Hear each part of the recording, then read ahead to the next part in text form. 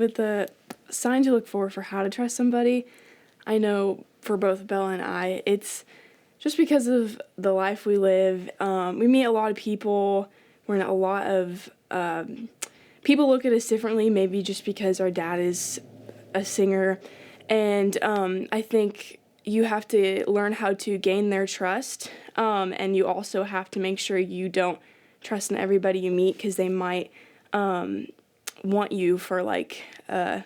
wrong purpose, I guess. Yeah, but I was gonna say, but it is finding that balance of, like, you know, obviously not pouring your heart out to everybody, but to make sure that you don't become too guarded and jaded, because oftentimes there's like so many scenarios if you've been hurt by people several times, or like for instance with us, where it's just like, because our dad's more well known, a lot of times people just assume us to be a certain way or want to take advantage of that, and so it's easy to just kind of like build up these walls. And so I think I mean, yeah, to know whether someone's trustworthy, I think it really is just, oftentimes for me, it's really interesting. Sometimes, like, I meet someone and I love them and they're great, but when they're just consistently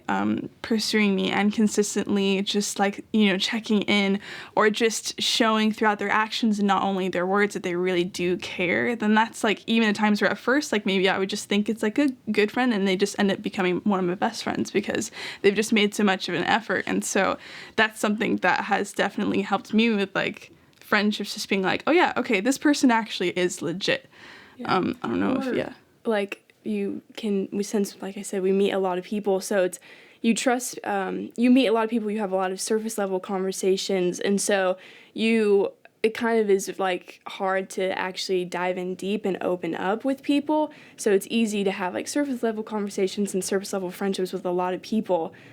just because you meet a lot of people, and then you maybe might not see them again, and I think it's definitely, like, you have to be very intentional about, like, having intentional conversations with people, and just diving in deep so that you can give someone your trust in, like, a lot of